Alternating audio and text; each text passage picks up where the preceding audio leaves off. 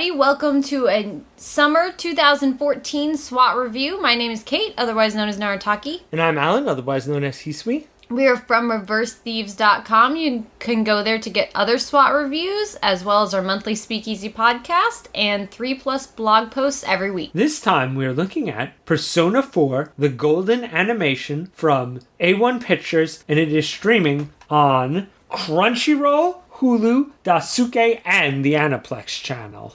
And it's based on the series of Persona games. Just saying up front, I've never played the games. Al, you've played 3. But you never played 4? No. Okay, so you kind of are familiar with the series. I have no familiarity, except that I watched the first episode of the other Persona 4 anime that came out like a year or two ago, and I didn't like it. So what I can tell is that there's like an alternate world that you enter through a television, and there's like monsters there. They're called shadows, and the main guy has some sort of like spirit. I guess it's a persona. I would assume that's what it's called. And it fights things. And like a stand. Yeah, like that. I mean, that's all I'm trying to really only go off what I saw in the first episode. So I think one of the things about this show is the name of it is so uninviting. Like, I only really knew that I could try this out because other people who have played the games were like, oh no, this is going to be like, it's a totally new anime. It's not related to the other ones. Like, you don't have to have seen anything else to watch this. But it's like, Persona 4, blah, blah, blah. And I'm like, it's just terrible. I mean, because I just feel like it makes you think that you need to like have all this information, but you don't. I mean, I was able to follow the episode pretty well. New guy, he comes to this small town from the big city and, you know, starts getting acclimated with like the people of the town. And as I said, then he like goes inside of a television with some of his friends that he's made. I don't know. He's so weird though. He's such a weird guy. He shakes everybody's hand, but he shakes them in like a really strange manner. He's just a very strange dude. And it seemed like he kind of knows what's going on because he seems completely chillaxed with anything that happens. Even his hand just got stuck in a television and then he just decides like, hey, let's go through. And like, oh, and then these monsters show up. And then like a teddy bear looking kind of guy shows up. Like, I feel like he seems very unfazed by it and familiar. So my guess is that he has like done this before or it's happened before or something. I don't know. Otherwise, he's just a really weird dude. And maybe he's both. Maybe he knows what's going on and he's really weird. I don't know. Just to clarify things, this is based on the PSP port because the original game came out for the PS2. And when they re-released them on the PSPs, they add in a bunch of stuff to, you know, basically get you to double dip. So they added a bunch of new mini games. There's actually a new ending. Actually, it's a new bad ending. And some other new, like, cool things to do. And they added this new girl named Marie. Oh, yeah. I mean, I kind of liked this show. Like, one of the problems with the other one that I watched is that I found it really hard to follow. Like, they didn't really introduce the characters very well. And it just felt like scene, you know, quickly going through it. I felt like a little bit better with this, you know, introducing some of these townspeople and getting kind of an idea of like what their personalities were as they then get sucked into the television weird world thing. But then there's also this weird part called the Velvet Room, which I've heard that like Twin Peaks was an influence on the Persona series or Persona 4, whatever it is. You totally get that vibe from it. But it's also really disconcerting, especially because, like, the whole episode goes on, and I thought it was like, okay, that was pretty cool, you know, a little bit of comedy, a little bit of action, you know, whatever. But then there's this long kind of ending part after the credits, and it introduces this girl, and it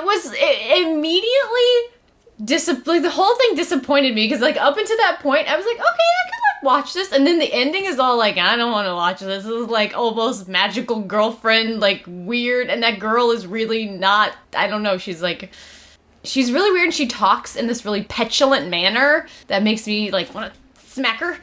Thing is that most of the stuff they added to the new game is like mechanics, and there's like one or two interesting other twists, but the biggest story point and newest, like, big new character is Marie. So I feel like part of the reason they made this is, I guess, that Marie had some kind of fan base and they wanted to see her animated. But my roommate, who is Persona fan #1, like I'm Type Moon fan #1, is like, yeah, she was really not that important an addition. Like, I love to play the game for, you know, the new mini games and new mechanics they added, but she is just kind of like, well, she's certainly a character they added. In this first episode, she's such a huge focus at the end, because I feel like no other character really got that much like attention to their whatever. So there's like this whole ending with her, which was really disappointing. I mean, the main guy goes to the room and they basically give him this girl and they're like, take her to the outside world, like show her the world. I'm like,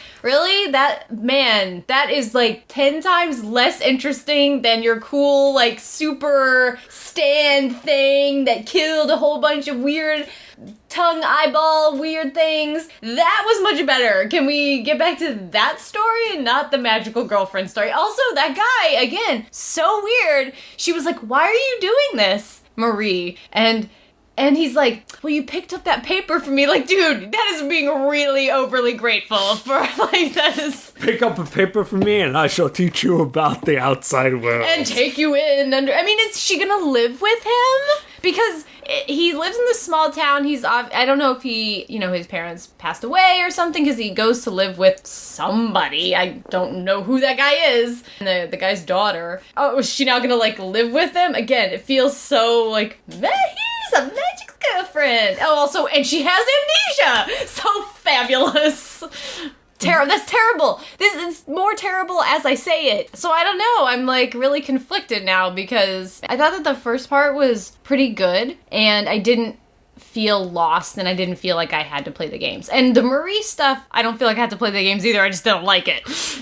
Yeah, I'm a little confused because I'm wondering how much, like, it seems smoother to me, but how much is that just me filling in the gaps by watching the whole original animated series? Well, but I didn't. Yeah, no, I want to agree with you, but I'm like, am I being prejudiced or is it that this is just smoother? And I'm not exactly sure. But if you had it, I'm a lot more inclined to believe that, yeah, they did a little smoother. But yeah, Marie is just like a anchor. But I feel like the one person who I know did play the game said she was kind of an anchor to the plot, but she was really minimal in the game, whereas the anime seems to be like, Marie Love Fest time! So I think your mileage may vary, but it seemed like a okay place to start if you've never played the games. Kind of how I was able to watch Devil Survivor 2. When they make anime this stuff, they should change the names if they want people to try them out when they have never played the games, because otherwise it's just confusing.